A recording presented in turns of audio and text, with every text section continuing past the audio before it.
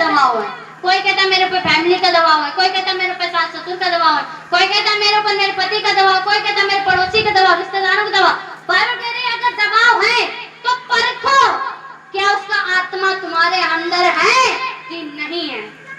कहते तो हैं लोग कि मैं यीशु मसीह का मंदिर हूँ, मगर परमेश्वर कहता है कि मेरा आत्मा अगर है तो तुम्हें आजादी नजर आएगी, तुम्हें स्वतंत्रता नजर आएगी, तुम एक दलेर इंसान होगे, तुम किसी से भयभीत नहीं होगे, तुम किसी से डरोगे नहीं, तुम वही करोगे जो प्रभु के वचन में लिखा है।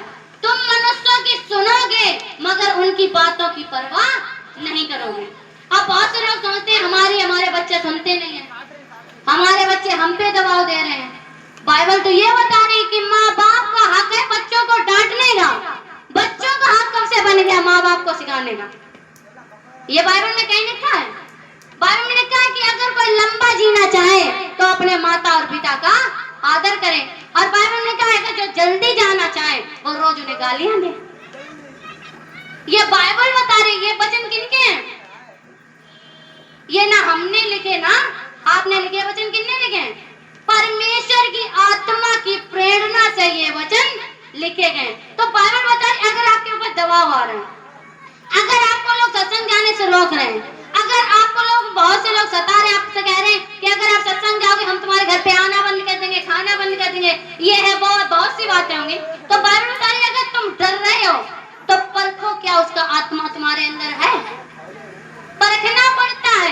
क्या करना पड़ता है? हमें परखना पड़ता है कि अगर आत्मा है तो आजादी नजर आएगी, अगर आत्मा नहीं है तभी दबाव आता है, तभी लोग हम पे सताव करते हैं। और आत्मा जहाँ होती है बाइबल में लिखा स्वतंत्रता, आजादी, निर्दोषता, ये तीनों तुम्हारे जीवन में होगी, तुम्हारे बैरी भी तुम्हारे सामने घुटने टेक जाएंगे। तुम कहो कि हे पिता मैं प्रार्थना करता हूँ, मैं इन्हें क्षमा करता हूँ। बाइबल पता है क्या बता रही? बहुत से लोग गाली के बदले गाली दे रहे हैं, अब भी की बता रहे हैं। प्रभु के दास दासियां बन के, चेहरे बन के गाली के बदले गालियां, चुगली को बदले चुगलियां। बाइबल बता रही अगर ये सब कुछ तुम्हारे अंदर है तो तुम यीशु मसीह के चेले हो ही नहीं। क्या नहीं हो? जो सहन कर ले हर बातों को वही तो सिद्ध पुरुष कहलाता है, वही तो सिद्ध स्त्री कहलाती है। और जो हर बात के बदले में बात करे वो कभी प्रभु के दास दासी या चेले हो ही नहीं सकते, क्योंकि बाइबल बता रही एक शैतान है जो गाली के बदले गाली देता है, एक शैतान है जो बुराई के बदले बुराई करवाता है, एक शैतान है जो तुम्हारे घरों में कलेश करवाता है। मगर प्रभु तो ये कहता है कि जहाँ मैं हूँ वहाँ ना तो लड़ाई होगा, ना झगड़े होंगे, वहाँ ना तो रोना होगा, ना करलाना होगा, ना दुख होगा, वहाँ क्या होगा? सिर्फ शांति। क्या होगी? अब आप लोग समझो बाइबल क्या बता रही? आत्मा की बात आपको बताएं। शाम को जब हम सोए थे यहाँ से प्रेयर करने के बाद गए घर पे प्रेयर की, वहाँ पे प्रेयर करने के बाद हम लेट गए तो हम शाम को पिता से हमने प्रार्थना की। हमने पिता आज आप बताएं कि हम लोगों को क्या वचन बताएं, हमें आपसे रीजन चाहिए, आपसे दर्शन चाहिए, आप हमें बताएं हम क्या बताएं लोगों को। तो नाइट में दर्शन क्या देख रहे हैं कि वो भैया आए नहीं है तला नंगला के राम भी, तो वो आए नहीं, तो नाइट में वो बाइबल खोल के बैठे हैं। हमने उनसे कहा, हमने कि आप बोलो कुरिन्थियों 2 अध्याय वचन, कुरिन्थियों 3 अध्याय खोल के वचन 17 निकालो। उन्होंने निकाला। हम उनसे पूछ रहे इसे पढ़ो, उन्होंने पढ़ा। तो जब पढ़ने के बाद उन्होंने कहा कि इसमें तो ये लिखा है कि जहाँ प्रभु का आत्मा वहाँ स्वतंत्रता होती है। तो हमने कहा जहाँ प्रभु का आत्मा है वहाँ स्वतंत्रता है, ये वचन कह रहा है, तो तुम्हारे अंदर ये दबाव कहाँ से आ रहे हैं? लोग तुम पे इतना सताव क्यों कर रहे हैं? तुम्हारे घर वाले तुम पे दबाव क्यों दे रहे हैं? क्योंकि परखो, आत्मा होगा तो स्वतंत्रता होगी, अगर आत्मा नहीं होगा तो तुम्हारे बच्चे भी तुम्हारी बात नहीं मानेंगे। ये बाइबल बता रही है। पिता ने नाइट में दर्शन में पिता कह रहा था कि बहुत से माता पिता चाहते कि मेरे बच्चे क्या करें, मेरी आज्ञा माने। क्या तुम पिता की आज्ञा मान रहे हो? वो तुमसे जो कह रहा है क्या तुम उसकी बात सुन रहे हो?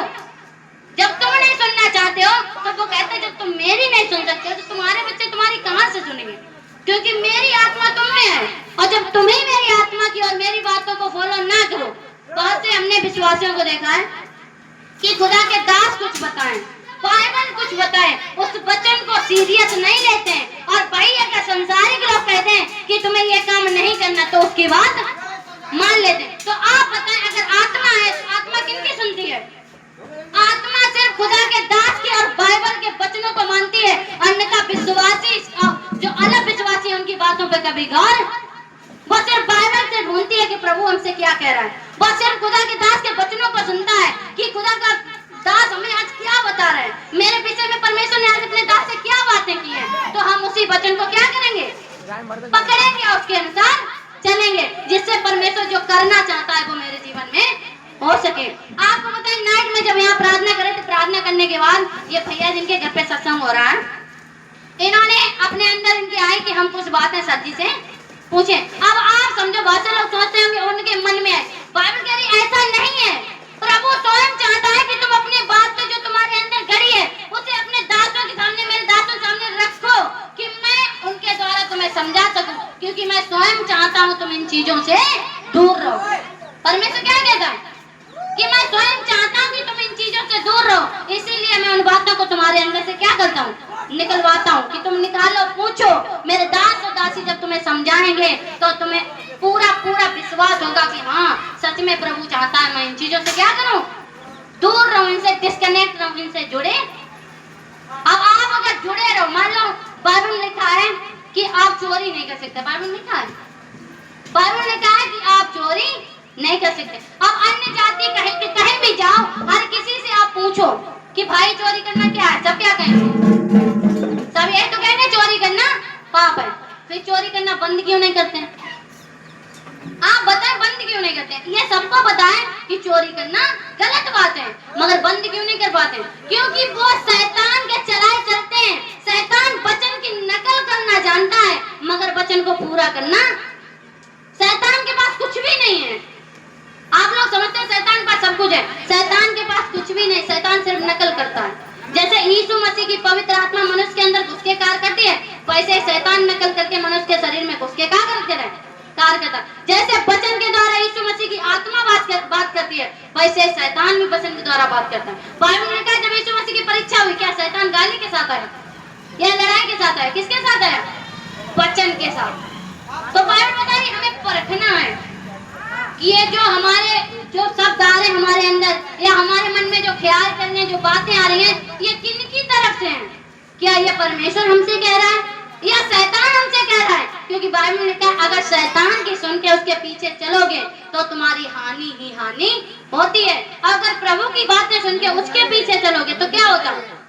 परमेश्वर कहता है जो मैंने ठहराया है तेरे जीवन में, मैं उसे तेरे जीवन में क्या कर दूंगा, पूरा करूंगा।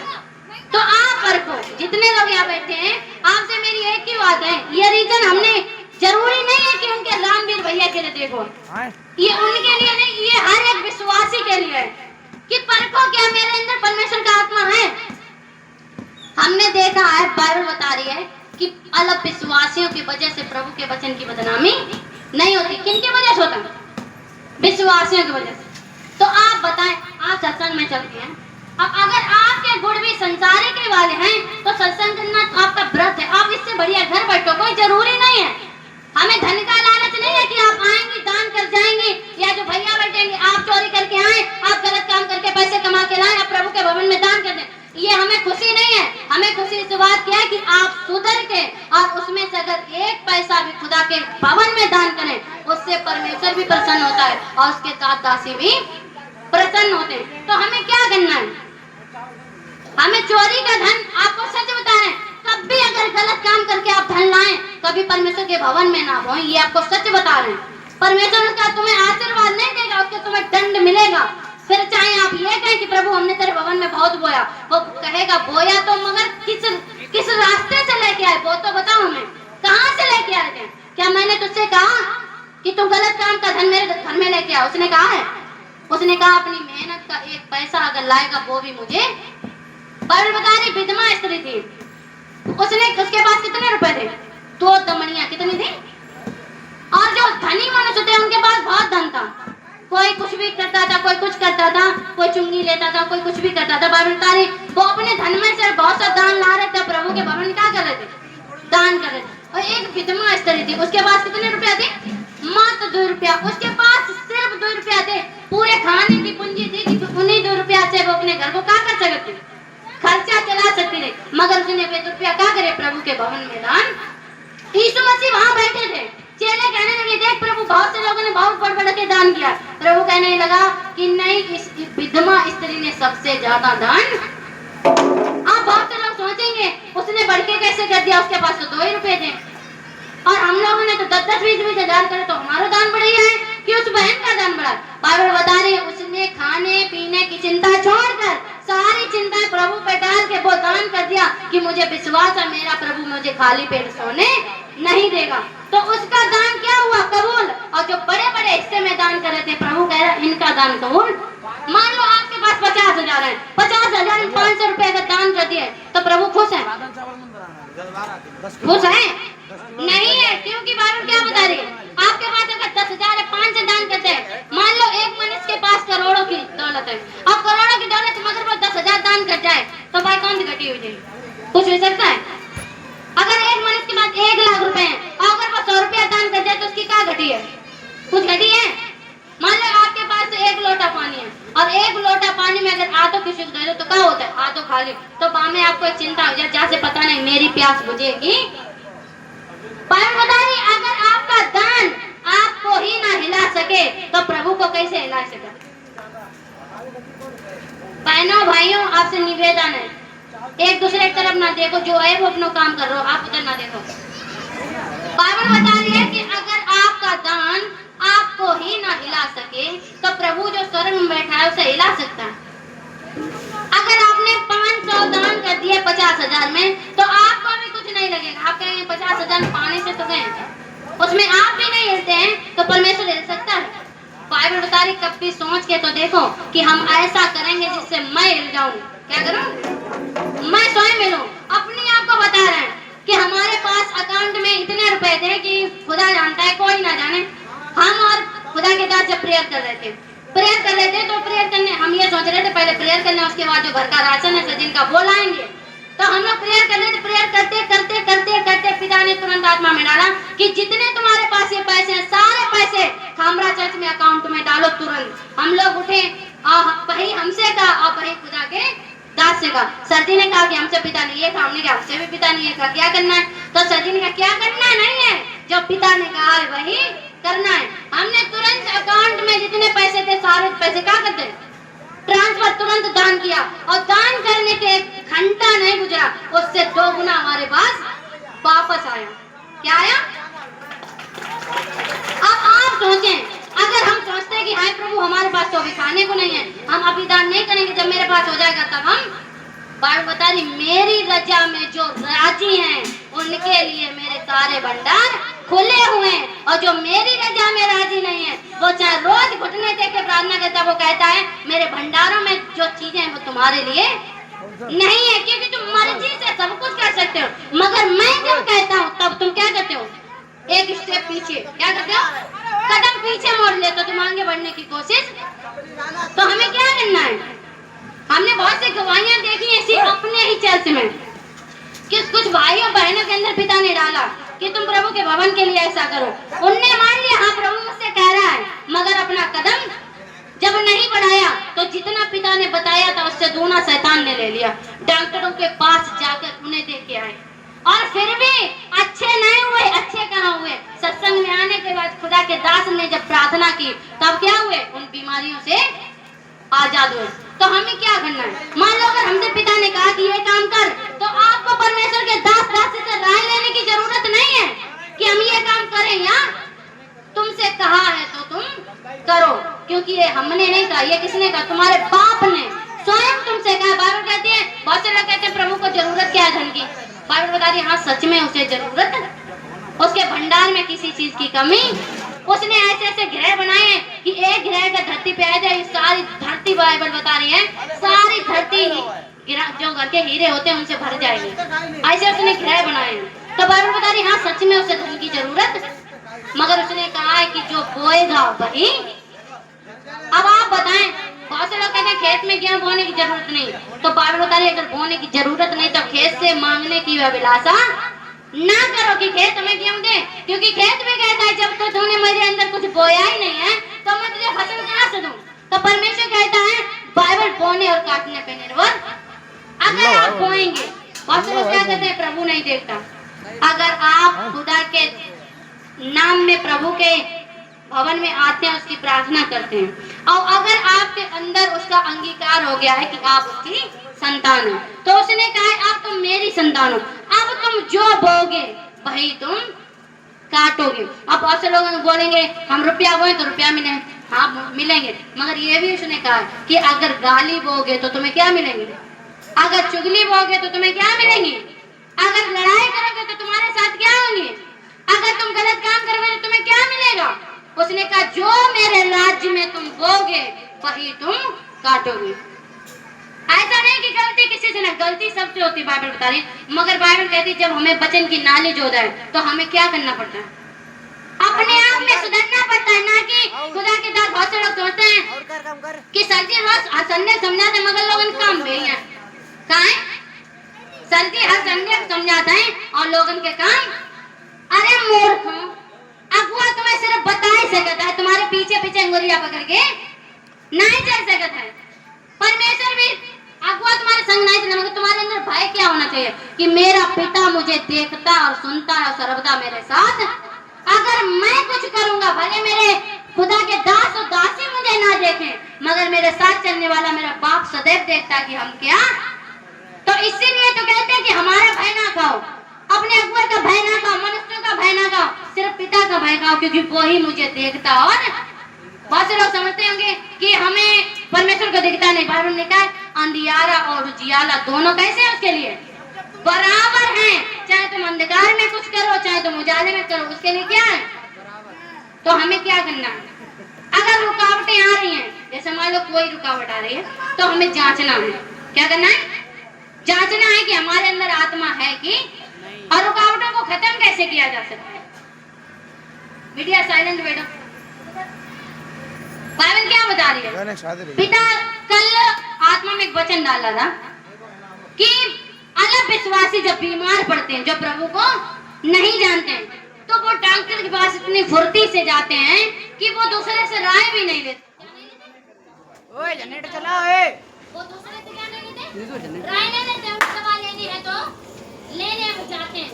और एक विश्वासी जो प्रभु का जन होके जब वो बीमार पड़ता तो घरे बैठ के रोक करे, क्या करके विश्वासी एनजीबी चला है, एनजीबी वे जान महसूस होता है कि जब डॉक्टर एनजीबी चला है,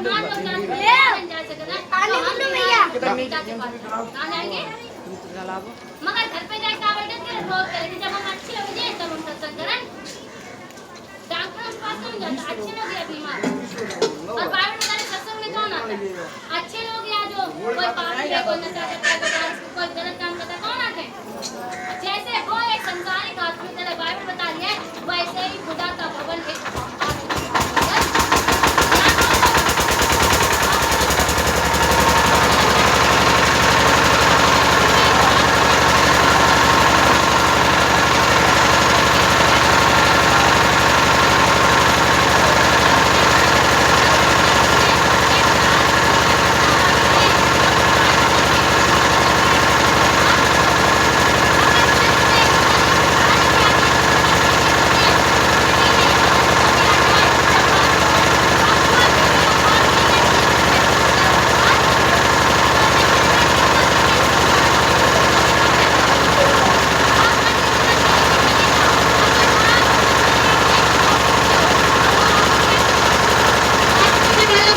निकाल देते, क्या करते, क्या हो जाएगा, आप पवित्र हो जाएगी।